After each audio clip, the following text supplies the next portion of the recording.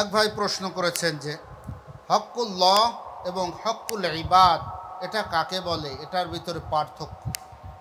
হক্কুল্লাহ এটা হলো হক্কুল্লাহ, এই শব্দের অর্থ হলো আল্লাহর হক।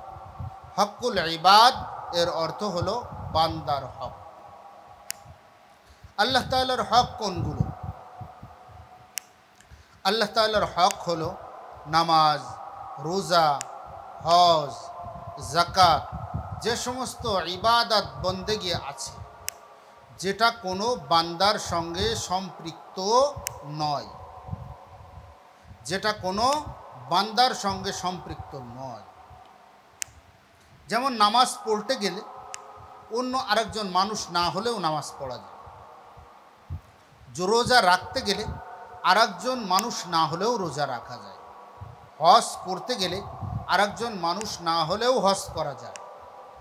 যাকাত দিতে গেলে আরেকজন মানুষ না হলেও যাকাত আদায় করা যায়। আরেকজন মানুষের সাহায্য ছাড়া যেগুলি করতে হয়, বা নিজের শারীরিক কসরত হোক, আর্থিক কসরত হোক, নিজের যেটা করতে হয়, একটা হলো শারীরিক ইবাদত, এগুলো হলো আল্লাহ তাআলার হক।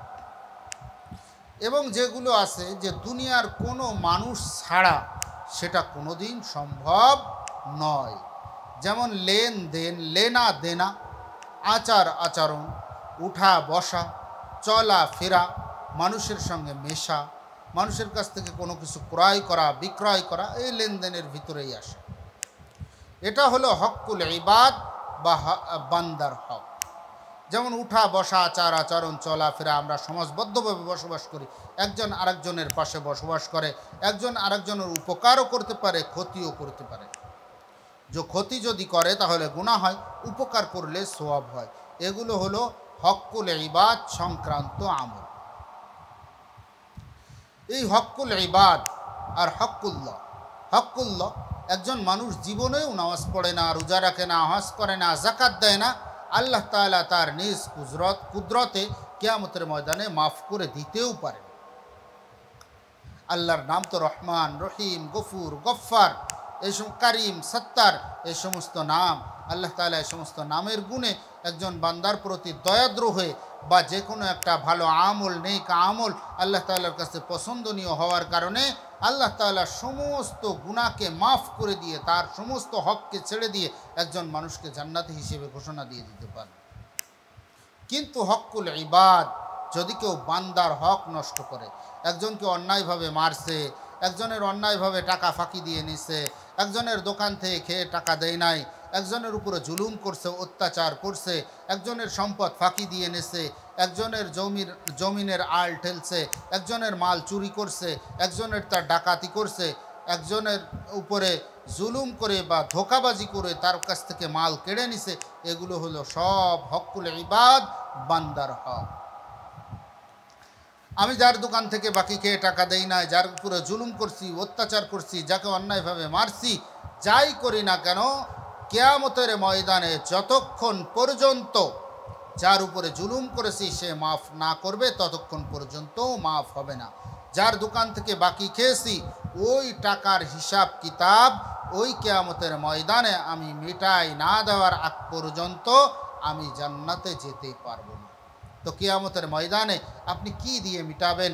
কিয়ামতের ময়দানে ওখানে দুনিয়ার কোনো ডলার চলবে না, টাকা চলবে না, কোনো রুপি চলবে না, কোনো স্বর্ণ মুদ্রা চলবে না, কোনো রৌপ্য মুদ্রা চলবে না। ওখানে শুধু একমাত্র জিনিস চলবে, ওই ডলারের নাম হলো সওয়াব, সওয়াব, নেকি। একজন পাওনাদার আসবে, টাকা পাবে, বা অন্যায়ভাবে তার উপরে জুলুম করছে, মারছে, সে আসবে, এসে বলবে আল্লাহ অমুক আমার দুনিয়াতে অন্যায়ভাবে মারছে, অমুক আমার দুনিয়াতে দোকানে খেয়ে আমার টাকা দেই নাই, আমার উপরে জুলুম নির্যাতন মিথ্যা আরোপ করছে, আমার উপরে এরকম অত্যাচার করে আমার কাছ থেকে টাকা, বাড়ি, গাড়ি, ধন সম্পদ ছিনাই নিছে, এখন আমি আমার হক বুঝে চাই। যাও তুমি তার কাছ থেকে হক বুঝে নাও। ভাই আমার টাকা দাও, আমার টাকার শোধ করো, আমার গাড়ির টাকা শোধ করো, বাড়ির টাকা শোধ করো, আমার উপরে জুলুমের টাকা শোধ করো, আমার দোকান থেকে বাকি খেয়ে টাকা দিয়ে আসো নাই দুনিয়া থেকে, এখন আমাকে শোধ করো। বলে যে এখন তো শোধ করার মতন কিছুই আমার কাছে নাই, সঙ্গে সঙ্গে ওই বান্দা বলবে, কেন? তোমার আমল নামায় তো অনেক সোয়াব আছে, অনেক সোয়াব আছে, আমাকে সোয়াব দাও। পাওনাদারকে সোয়াব দিতে দিতে দিতে দিতে, মাজলুমকে সোয়াব দিতে দিতে জালেমের সমস্ত সোয়াব শেষ, দিনাদারের সমস্ত সোয়াব শেষ। এখন সোয়াব বলতে আর কিচ্ছু নাই, একটা নেকিও আমল নামায় বাকি নাই, আছে শুধু গুনাহ আর গুনাহ। এখন জাহান্নামে যাবে। শাস্তি হয়েছে কত? তো 1000 বছর জাহান্নামে থাকতে হবে, জাহান্নামের শাস্তি। আরেকজন পাওনাদার আসবে, এসে বলবে, ভাই তুমি তো দুনিয়ার থেকে আমার টাকাও মেরে দিয়েছিলে, এখন আমার তো সোয়াবের খুব দরকার, তুমি আমাকে সোয়াব দাও, তোমার হককে আমি, আমার যে হক আছে তোমার উপরে, সে হককে আমি মাফ করে দিব। বান্দা বলবে, আরে আমার কাছে তো কিচ্ছু নাই, সোয়াব টোয়াব কিচ্ছু নাই, আছে শুধু আমল নামায় ভরা গুনাহ। পাওনাদার বলবে, কোনো অসুবিধা নাই, তোমার আমল নামায় গুনাহ আছে, আমার কাছ থেকে এই পরিমাণ গুনাহ তুমি তোমার আমল নামায় নিয়ে নাও, আমি আমার হককে ছেড়ে দিব, আমি মাফ করে দিব। সে গুনাহ নিতে বাধ্য হবে। এখন তো আর সোয়াব নেই, গুনাহ নিতে বাধ্য হবে।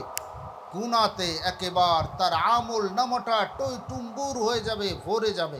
আল্লাহ তাআলা জাহান্নামের আযাব 1000 বছর হয়েছে, পরবর্তীতে দেখা যাবে 10,000, 20,000 বছর, কোটি কোটি বছর জাহান্নামে থাকার জন্য তার আদেশ হয়ে গেছে, জাহান্নামে থাকার জন্য জাহান্নামের আসামির রায় হয়ে গেছে।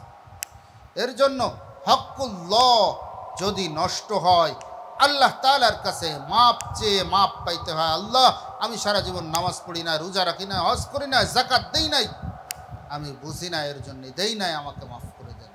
কিন্তু আল্লাহ তাআলা মাফ করে দিতে পারেন সঙ্গে সঙ্গে। কিন্তু হকুল ইবাদ, বাকি খেয়েছেন, টাকা দেন নাই, জুলুম করছেন, এখন আল্লাহর কাছে গিয়ে সারা দিন মসজিদে কান্দেন, কাবা শরীফের গিলাফ ধরে কান্দেন, আয় আল্লাহ, আমি অমুকের উপর জুলুম করছি, অমুকের টাকা মেরে খাইছে, আমারে মাফ করে দেন। আল্লাহ বলবে, যা বান্দার কাছে গিয়ে মাফ করায় আয়, তারপরে আমি মাফ করব। যতক্ষণ পর্যন্ত বান্দা মাফ করবেন না, ততক্ষণ পর্যন্ত আল্লাহ তাআলাও মাফ করবেন না। এর জন্য দুনিয়ার থেকে কোনো বান্দার হক যদি আমি নষ্ট করে থাকি, আমার যদি মনে থাকে, আমি ওই বান্দার হককে বুঝাই দেই, ওই বান্দার কাছে গিয়ে মাফ চেয়ে নেই, ওই বান্দার কাছ থেকে মাফ করায় নেই।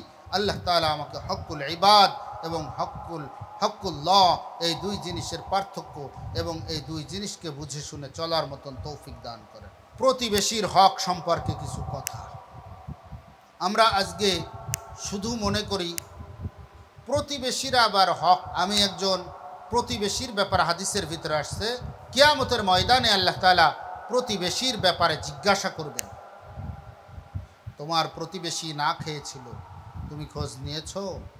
তোমার প্রতিবেশী অনেক কষ্টে ছিল, তুমি খোঁজ নিয়েছো? না, তুমি প্রতিবেশীর খোঁজ নাও নাই।